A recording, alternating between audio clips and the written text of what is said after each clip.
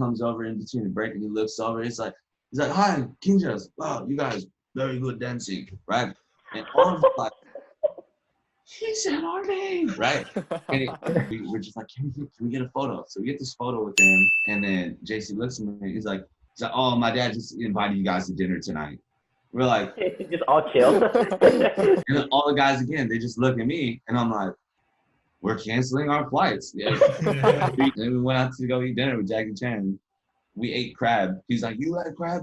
King crab, best, most expensive, all China. It was he's like sitting there at the table watching our YouTube videos, literally saying, he's like, your choreography is freaking amazing. But it was like dance got us there. You know what I mean? Like, I don't think I would ever be able to sit in the room with like the American version of Jackie Chan. Like, whatever.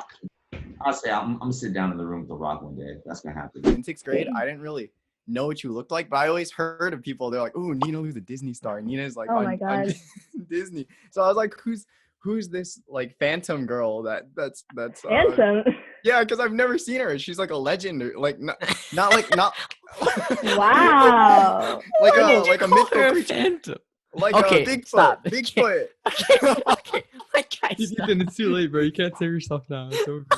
It's like Bigfoot. Everyone talks about her, but I've never seen her with my own eyes. That's a great analogy. But like, I didn't actually know what Nina looked like in 6th grade because people would be like, "Oh, yeah." I'm sorry.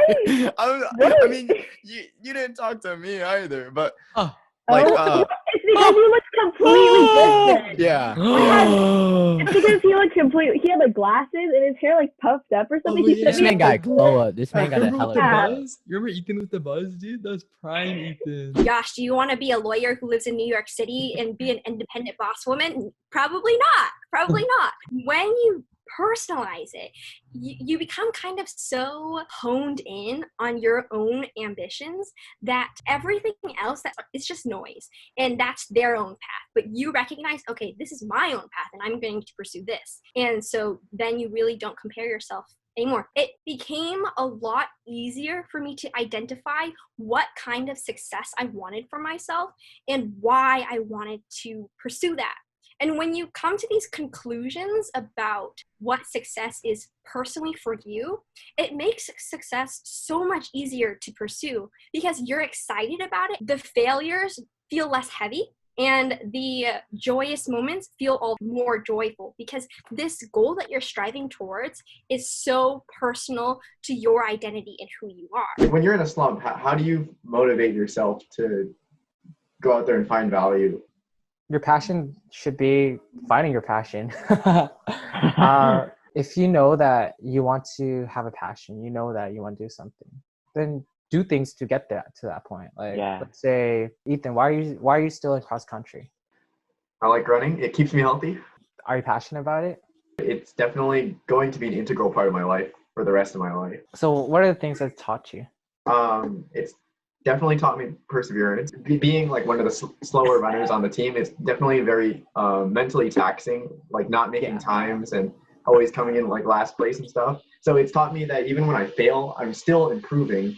So I'm still like, moving forward in my own personal race. Even though you're not passionate about stuff, like do things so you acquire skills from it or acquire traits from it or develop yourself personally.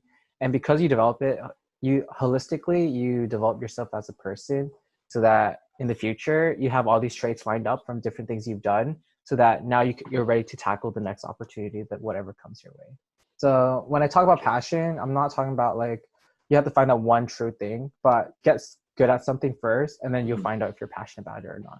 It's been easier for me to like metacog my performance in video games than in the classroom. I wanted to get better, so every time I died, I would clip it, and then I would like watch it back afterwards and say like, okay, what did I do wrong? And then I would even send it to a friend who's better than me, and I would say like, what can I do to improve this performance? And that's not something that I do in the classroom. And so it's weird, like how can the video game teach me to learn better than a classroom can teach me to learn? You don't get that in the academic setting. You might get like feedback from your essay like a week later. So it's hard to make adjustments and learn fast. It's got to be frustrating on the student side because you're sitting there wondering, did I do well? I don't know. So you can't change at all during that time. All you're doing is just having anxiety build up. Like honestly, like a lot of people would just be better students if they're taught how to be students. Because if you teach someone how to be a historian and hope to be a better student, then maybe they become a better student. I got rejected by, I want to say 23 out of the 25 schools I applied to. And when your primary goal is to get yourself into a good college, and how you evaluate yourself is the college that you end up going to, that does a lot to your self-esteem. And then I went to UC San Diego, and I hated it. I thought, I don't deserve to go here. I should have gotten somewhere better. I hate myself. I should have worked harder. All these people are no match for me. I'm wasting my time. And looking back on it now, a year ago, man, I was a crybaby. You know what I mean? Like, obviously you want to have good expectations for yourself, but I got into UC San Diego, which is already a top 50 university. My parents are immigrants from Vietnam, and they came here. None of them have a bachelor's degree. And so I started to put things in perspective. Like, wait a second, I have a great financial aid package. I got a great opportunity to do what I want here. Why am I being so angry? I think we live in a very brave new world. I think it's very volatile. I think it's overly hostile. I think it's hypersensitive. If there was somebody from like the early 1900s, they rolled out their grave and walked into this place, they would just be like, this and just go right back down. So I would just remind everybody out there though that like that's okay. It's perfectly beautiful in the way that it is, and we just all got to try our best to be better always. Immediate moment you recognize that all you did was take one more step, and so you're at the top of that step, but you're at the bottom of the next. It's where you actually want to be. You always want to be climbing. Like no matter how I think disheartening and heavy things have become in terms of our awareness, our wokeness, right? These things have always been happening. We're just paying attention to them now. The older you get, I think the more you open your mind and your heart to the idea that you can be okay with the kind of the dirtiness of the world. If we all just try our best to be better, our world will be what we make it, is all. I got, extra humbled pretty early on. So off the bat, I knew I had a decent resume. For someone who has never done anything, I think I had a decent resume. I just lined it up. And I thought to myself, this is not too bad. I don't think this will get me a job, but it'll do something. And I showed it to my other friend. He's already had his like employment. He sits down, he reads through all our resumes. He gets to mine. Man, just rips it. man rips it, looks at me and says, "This is trash." Someone had a 2-page resume. He just took off the second page and he just threw it out the door. I'm not even joking. I really appreciated that I had someone older than me that was really blunt, like that didn't stroke my ego. I feel like that's really important when you give advice to people. Don't stroke each other's egos. He didn't tell me that like, oh yeah, it's not that bad. He just told me, he's like, no man, your resume is bad, you got to do this top to bottom. So what's the name of your YouTube account? I want to watch. It is like I'll send it later. Like it's so embarrassing. I still leave it up because like I still get comments from young girls that are like, "Oh my gosh, I was so nervous to play on a co-ed team, but these drills really helped me." So that's why I leave it up. But if I could take it down out of your embarrassment, I totally would. Actually, my brother, he created a YouTube channel called Boppy Jake. Same kind of like, yeah, so, and okay, so there's this extremely funny video where what we did was we did like a parody of Jingle Bells, and then he slapped me, and I was a little kid. Jingle bells, jingle all the way. All fun if you slap someone in the face. Don't worry about that. Like me and my brother, I think mine and my brother were pretty bad, so. As of now, it's awesome. But before, man, I hated it because all I heard, everybody I heard was like, "Why are we doing Mindfulness Tuesday?" And if I were to do it, I'd be like, "Yeah, no one else is doing this." So I could feel kind of weird. So I'm just gonna follow like the bandwagon and just hate it too. Yeah, I do agree. I think it's because it felt mandatory. Now it's like, oh man, now I have extra pressure. Now I have to fill out a TRF too. Exactly. But like at the root of it, it was a good tool. Right. I feel like, especially like the Cornell notes, like I feel like that could be so helpful.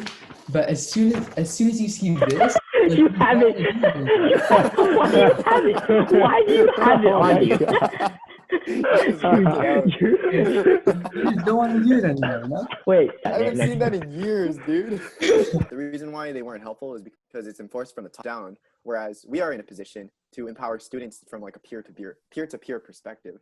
Yeah, you should take people out of positions of power if if they have the potential to use their power to oppress you, right? I see a lot of kids getting rescinded from their colleges, and it's tough to face, but I don't want my future doctor, lawyer, or politician to be a racist. If you're canceling someone for something they did 10 years ago, you're not thinking of the future. You're thinking of like revenge. When you talked about the motive behind canceling people, it kind of like stood out to me because the reason why you cancel someone is such a big part of like what you're actually trying to do. Exactly. What's your purpose or motivation? You have to think about if your actions are constructive to the movement or distracting. If I speak out like, oh, I want to cancel Kanye, it's because he's speaking to like such a large crowd and influence and actually changing minds. If I want to cancel Justin for nothing, like he didn't do anything. There comes a lot of doubt and a lot of hate. Yeah. How do you manage that? You know, I used to really, really care about what people thought of me. I feel like, well, some people say they don't know themselves well, but I feel like if you really sit down and think about it, like you have a pretty good understanding of yourself, right? And other people, right, they see a very small sliver of you. Like they see you in a certain class at a certain day for 50 minutes, 80 minutes, right? And I don't think anyone's truly static, right? I feel like people are capable of changing. So I realized that like, hey, my perception of people is based off a very, very small sliver of their true reality. They don't know me for who I am, right? And so why should I let someone else's opinion hurt me? And then over time, you know, like when someone says something like gnarly about what you're doing or like something else, right? Like then you stopped associating your emotional state with that. And you realize like, hey, this guy probably either, you know, like doesn't understand what I'm doing, right? Nor does he care, right? His opinion doesn't really matter to me, right? I'll just keep doing me.